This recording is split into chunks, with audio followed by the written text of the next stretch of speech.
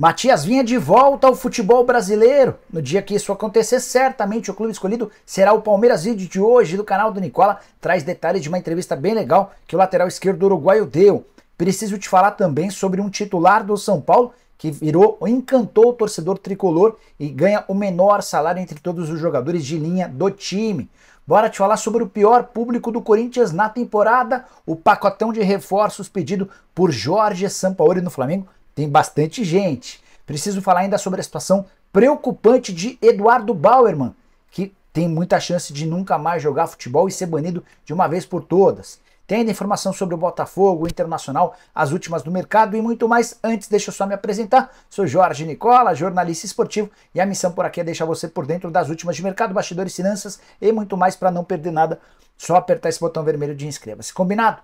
Bora contar que todo esse conteúdo é um oferecimento de Win. Tô colocando na tela os jogos dessa quarta-feira no Campeonato Brasileiro, jogos bem complicados e por conta disso com cotações altas. Quero deixar os meus palpites: Inter e Atlético Paranaense, para mim dá Inter o empate. Santos e Bahia, jogo para empate. Red Bull, Bragantino e América, vou de Red Bull. Flamengo e Goiás, esse é o único que eu tenho convicção total da vitória rubro-negra. Cuiabá e Atlético Mineiro, imagino, vitória do Galo ou empate. Tem também Cruzeiro e Fluminense, esse eu vou usar, imaginando a vitória do Flu. Para completar Palmeiras e Grêmio, o Grêmio sem Luizito Soares, que será poupado para o fim de semana, vou de vitória palmeirense. Lembrando que para se divertir na unha é super simples, só pegar o link que está no comentário fixo, faça seu cadastro e não esqueça de usar o código NICOLA500 para ter mais de 500% de bônus no valor do seu depósito. Pega o link, faz cadastro, usa o NICOLA500 e vai se divertir. Bora começar o vídeo com o tradicional giro de notícias. A primeira informação é sobre o Flamengo, que acaba de contratar Rogério Maia, preparador físico do Atlético Mineiro. Ele já havia passado pelo Flamengo. Conheceu o Sampaoli no Galo e o Sampaoli, ao chegar no rubro-negro, solicitou a contratação do Maia, que já se despediu do Clube Atlético Mineiro. Bora falar sobre imagens aéreas do Mineirão divulgadas há instantes e que mostram um estado do gramado horroroso. O Mineirão é o palco da partida entre Cruzeiro e Fluminense. Nessa quarta-feira, com mais de 40 mil ingressos vendidos, os clubes vão sofrer bastante. Até porque teve um show recentemente e o gramado está bem estragado. Preciso te contar sobre Guilherme Arana, lateral esquerdo do Galo, que já foi da seleção brasileira, pode ser relacionado para a partida do próximo sábado entre Atlético Mineiro e Internacional. Seria o retorno do Arana. Depois de 8 meses de ausência, ele passou por uma cirurgia no joelho. Para completar, queria falar sobre Luizito Soares. O uruguaio, que é atacante do Grêmio, decidiu que terá, num futuro não muito distante, um time de futebol profissional lá no Uruguai. Ele, inclusive, já construiu um CT bem grande, chamado de Cidade Esportiva LS, num espaço gigante lá do Uruguai, tudo para que os atletas escolhidos possam ter todo o espaço e tempo para poderem se dedicar e evoluir na carreira de futebol. Bora falar agora sobre Jorge Sampaoli. O início ruim do trabalho dele em relação a resultados tem gerado cobranças do próprio treinador em relação aos dirigentes. Sampaoli não está se contentando com 2 ou 3 reforços para metade da temporada. Consegui, antes de gravar esse vídeo, a informação de que ele quer pelo menos 5 aquisições novas a partir de julho. E o Rossi, goleiro que já havia sido contratado antes da chegada dele à Gávea, não faz parte dessa conta. Ou seja, o Rossi e mais 5 reforços. Um atacante de velocidade, um meio-campista moderno, com estilo camisa 10, um volante, um zagueiro e mais um lateral são no mínimo as pedidas básicas do treinador argentino, que é um cara que sempre reclama por reforço. Foi assim no Santos, foi assim no Atlético Mineiro, já havia sido assim também no Olympique de Marseille. Essa é uma das grandes marcas dele, ele exige investimentos. A boa notícia para o torcedor do Fla é que grana no clube existe. Bora falar sobre Ener Valencia, o atacante equatoriano que pertence ao Fenerbahçe e que há algum tempo vem sendo especulado no Inter. Eu já havia dito para vocês que ele assinou um pré-contrato com o Internacional e será reforço a partir da metade do ano, embora a imprensa turca dissesse o contrário, dizendo que ainda havia a possibilidade dele ficar por lá. O Ener vive fase espetacular, é o terceiro maior artilheiro do futebol europeu nessa temporada. Pois bem, o Ener enfim teve, de acordo com a imprensa turca, a confirmação de que vai jogar no Internacional. Os turcos se renderam à notícia de que ele assinou um pré-contrato cuja multa, em caso de quebra, é de 20 milhões de euros. Nem o Ener Valencia, nem qualquer clube do futebol europeu ou mundial vai pagar 20 milhões de euros para quebrar um pré-contrato fechado com o Colorado. Então sim, o centroavante equatoriano, que vive grande fase, será reforço do Internacional a partir de julho.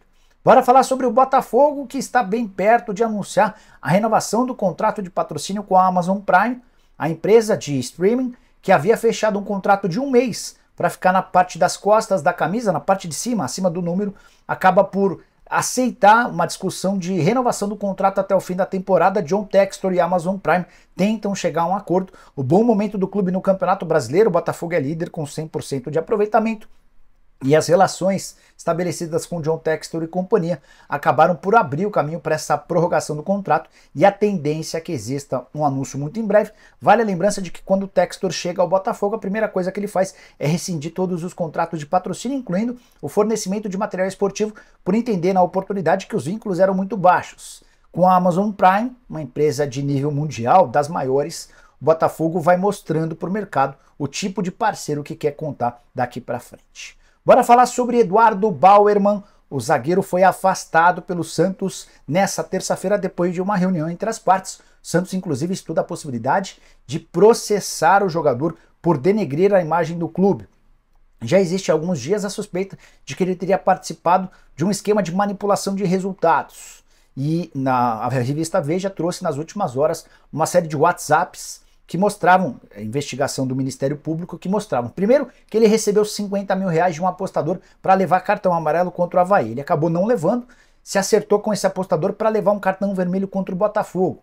O Bauerman até recebe esse vermelho, mas depois da partida, e para efeito da casa de apostas, não houve o aceito.